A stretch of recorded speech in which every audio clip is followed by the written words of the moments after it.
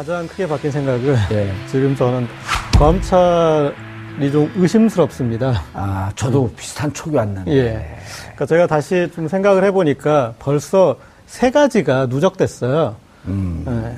첫 번째는 청와대 압수수색을 안 했어요. 그렇죠. 그거를 안 하면은 정말 지금 특검이나 이렇게 이전 조사에서 아주 필요하다고 생각했고 여전히 필요한 일인데 네. 못하는 게 아니라 안 한 거거든요. 그럼요. 안 하고 수사의 정점에 이르렀기 때문에 안 한다라는 좀 어이없는 어떤 이유를 들면서 첫 번째 이제 그 부분이 왜 그럴까 싶었거든요. 그다음 두 번째는 영상 녹화를 하지 않았습니다.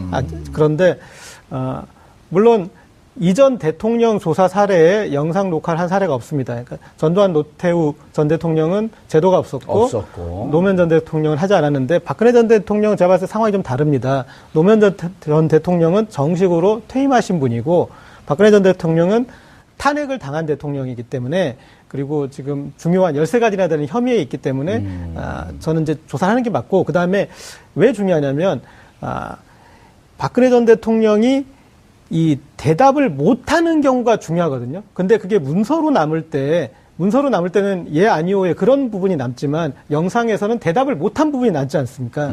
그런데 그런 부분들이 이렇게 남지 않는다고 했을 때 엄청난 혜택을 보는 것이고요. 그 다음에 이제 이 수사를 지휘하고 있는 두 부장검사, 언론에서는 다 뭐 수사통이니 그런 얘기가 나오는데 제가 아무리 들여다봐도 저는 이 부장검사가 수사통이라고 못 느꼈어요. 일단 한웅재 부장검사, 이원석 부장검사. 네, 한웅재 부장검사는 지난번 조사 때 뭐라고 그랬습니까? 증거는 차고 넘친다라고 그랬잖아요. 지난번 최순실 특수본 일기 때. 그렇죠. 재판 때 그렇게 얘기를 했죠. 예. 그런데 이분 뇌물죄로 기소도 안 한 분이에요. 그렇잖아요. 증거가 차고 넘쳤는데 왜 사실은 수사력은 검찰이 더 좋은 거잖아요. 특검보다는. 특검은 게릴라 부대고 여긴 정규군 뭐 항공모함인데 그때 조사할 때 그렇게 많은 조사를 했음에도 불구하고 그 뇌물죄가 훨씬 더 무거운 죄이기 때문에 그것을 기소할 수 있는 어떤 검사가 더 실력 있는 검사인 건데 그거 못했던 검사예요. 그리고 저는 이원석 특수일부장 이분은 정말 걱정돼요. 수사 못하는 검사 제가 봤을 땐 이분이 전에 2005년 에버랜드 전환사채 수사와 2007년 삼성 비자금 로비 의혹 이제 담당 수사 검사였다고 사람들은 특수통이라고 하는데 두 수사 다 공통점이 용두사미로 끝난 수사고요. 대부분 에버랜드 전환사채 최종 다 대부분 무죄됐던 사건이에요. 그리고 기소 자체가 이거는 이재용 삼성 부회장의 상속에 대한 관련 부분인데 상속의 시작점이었었죠. 예, 그런데 그 계열사 그런 이 사장들 그런 사람들만 이렇게 이제 얇게 기소했다가 그냥 그 사람들도 마지막 최종 무죄됐던 사건이고 삼성 비자금 로비 의혹 사건은 정말 대한민국이 경천 동지할 만큼 터졌다가 나중에는 결국 삼성 비자금을 그냥 자금으로 바꿔준 것밖에 안 되는 물론 이제 이건희 회장이 이제 이선 후퇴하긴 했지만은 법적으로 누가 어떤 처벌을 받거나 그런 사안이 아니라 이선 후퇴한 것은 정치적이고 정무적인 판단이었던 거죠. 이 수사로서 드러난 건 처벌에 대한 부분인데 그것은 처벌은 거의 흐지부지 되었고 오히려 그동안의 비자금 혹은 이 음지에 있던 삼성 자금들이 양지로 그렇게 세금도 안 내고 이렇게 나오는 이제 그런 상황이 됐던 수사였는데 거기에 왜 이런 사람들을 언론에서 계속 특수수사통이니 기대를 하고 있다 이렇게 표현하지 전 잘 모르겠어요. 아니 에버랜드는 이재용 부회장이 승계하는 출발점 아니에요. 그러면서 지주회사로서 순환 출자의 중심에 있었던 거고. 그러니까 지금 제일모직과 삼성물산의 M&A 2015년 7월 17일에 있었던 그 출발점이 2004년인가 2005년도 7년 그 에버랜드서부터 시작된 거거든요. 그리고 사실은 이원석 그 부장검사를 에버랜드 사건에 이렇게 이제 같이 얘기할 계제도 안 돼요. 왜냐면은 그 사건이 2003년, 2005년 그때 이제 어떤 수사 정점에 있던 시점이 아니라 2006년에 들어서 합류한 그 검사거든요. 그러면 이 수사 관련해 가지고 이렇게 언급하는 것 자체도 저는 좀 뭐 어폐도 있다고 보는데. 그 그러니까 이제 이원석 특수 일부장 아닙니까? 네. 그 다음에 한웅재는 형사 8부장이고요.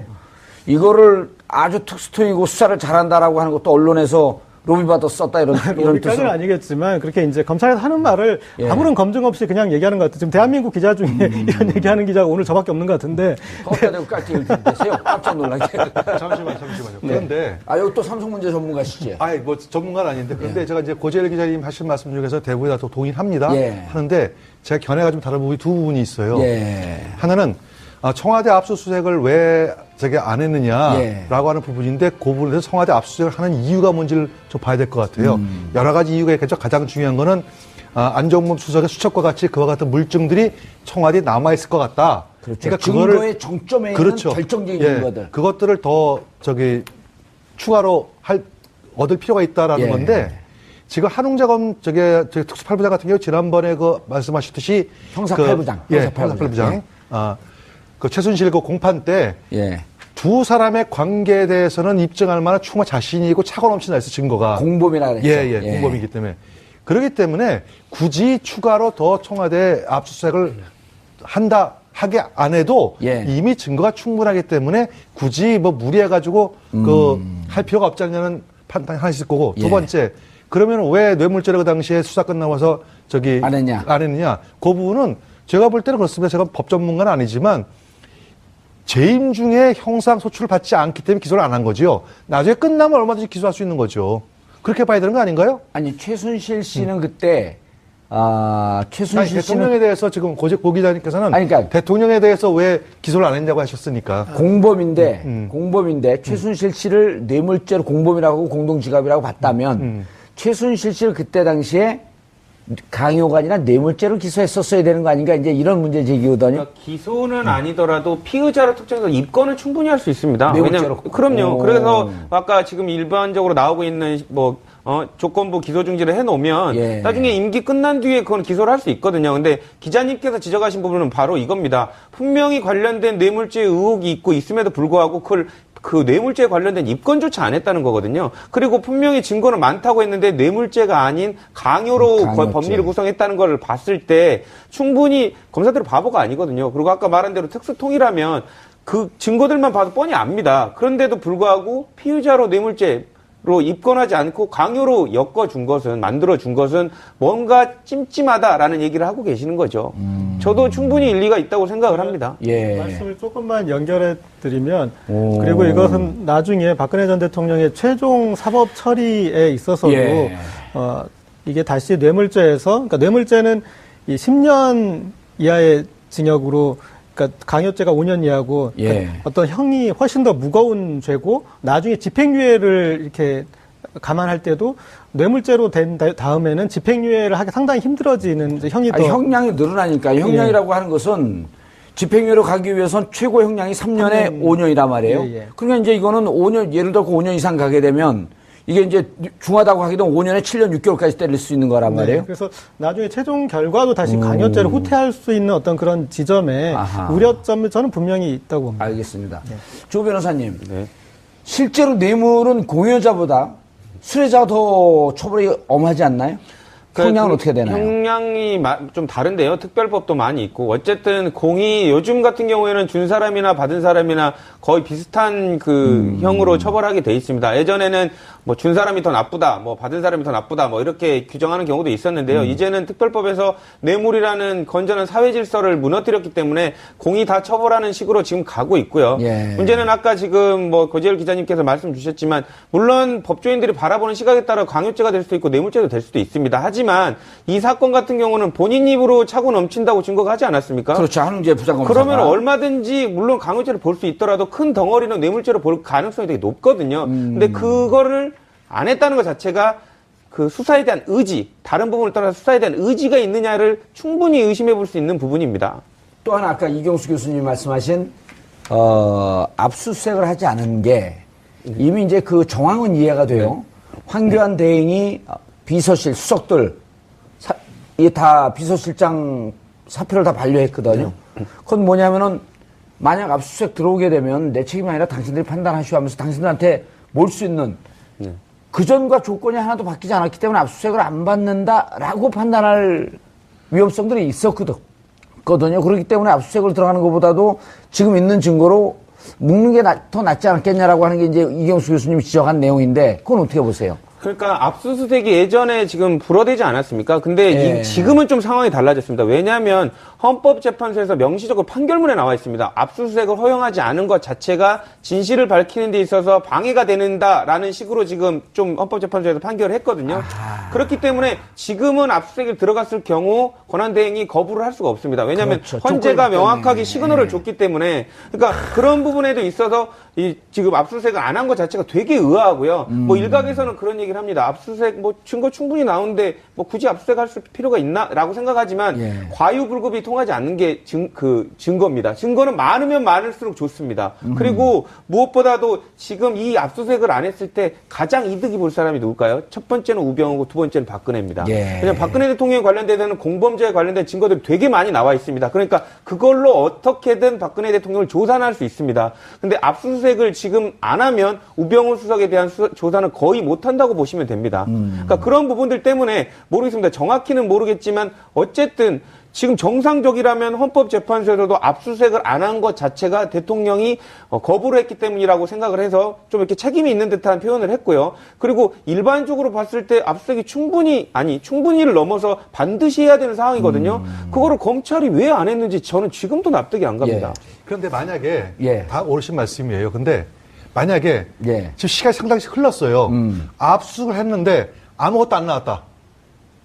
만약에 그건 안 나온 것과 아니 그러니까 예. 예를 들어가지고 압수수색을 했는데 특별히 거기에서 새롭게 뭐 발견 사실이 없다. 그러면 경찰은 오히려 검찰. 검찰은 더 욕을 먹을 거예요.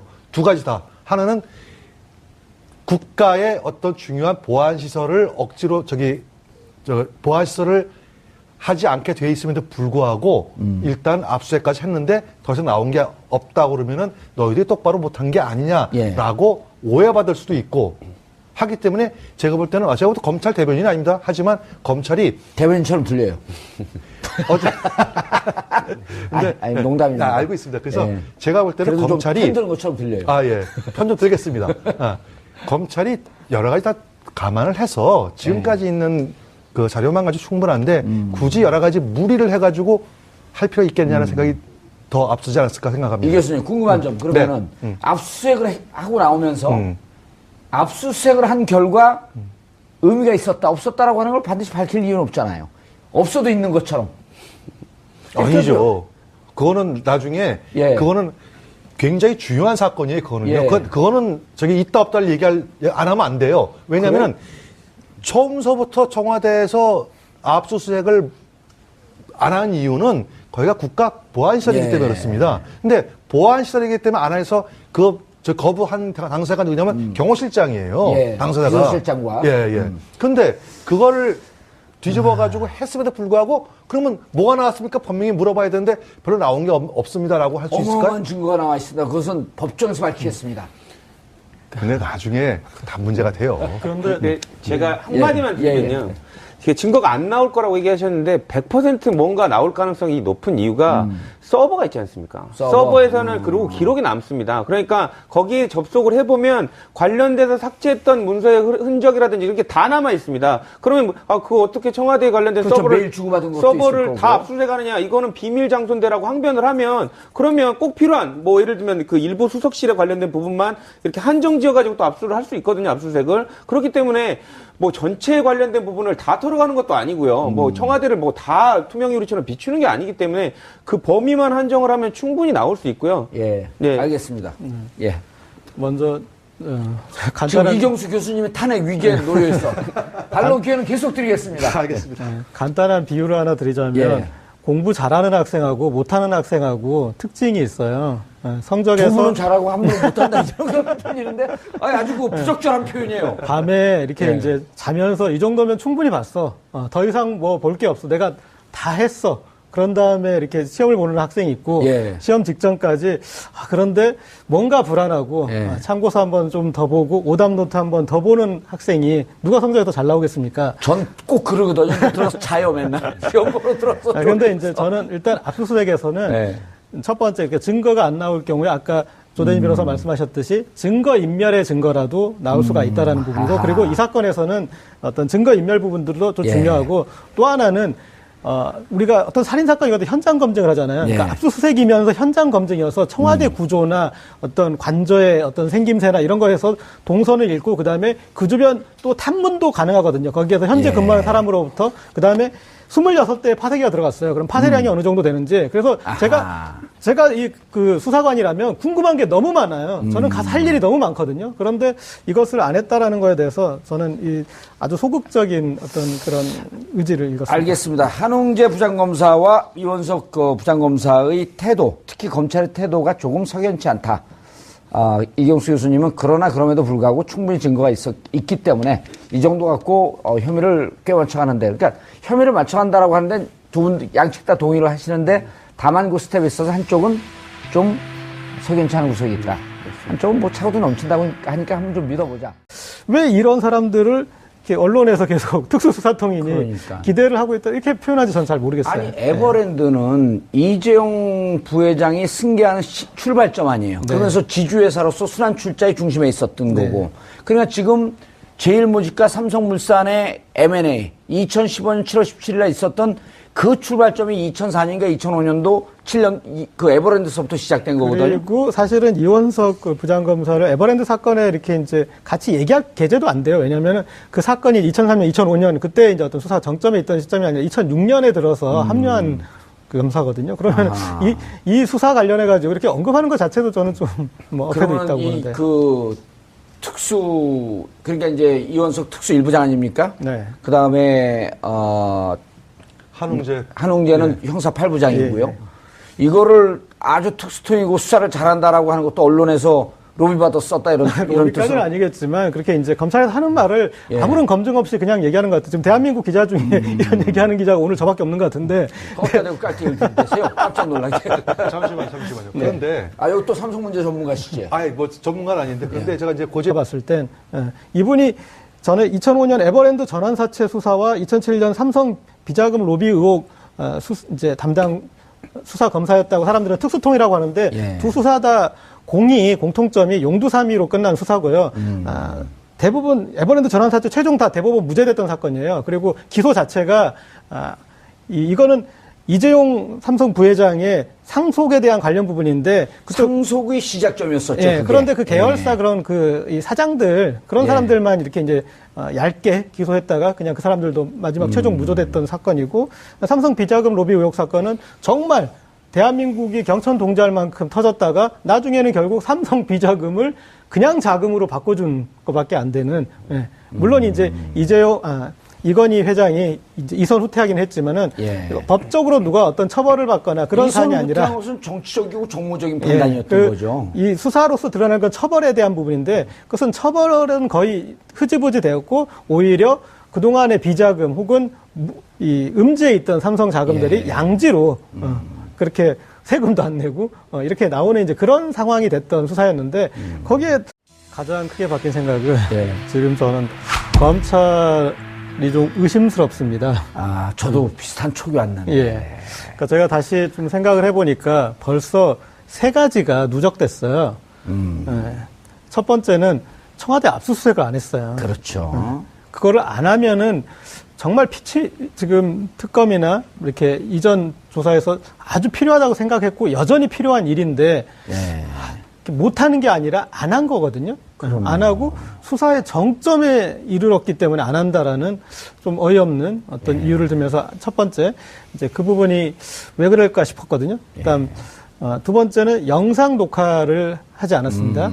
그런데 물론 이전 대통령 조사 사례에 영상 녹화를 한 사례가 없습니다. 그러니까 전두환 노태우 전 대통령은 제도가 없었고 노무현 전 대통령은 하지 않았는데 박근혜 전 대통령은 제가 봤을 때 상황이 좀 다릅니다. 노무현 전 대통령은 정식으로 퇴임하신 분이고 박근혜 전 대통령은 탄핵을 당한 대통령이기 때문에 그리고 지금 중요한 13가지나 되는 혐의에 있기 때문에 저는 이제 조사하는 게 맞고 그다음에 왜 중요하냐면 박근혜 전 대통령이 이 대답을 못하는 경우가 중요하거든요. 근데 그게 문서로 남을 때는 예, 아니오의 그런 부분이 남지만 영상에서는 대답을 못한 부분이 남지 않습니까? 그런데 그런 부분들이 이렇게 남지 않는다고 했을 때 엄청난 혜택을 보는 것이고요.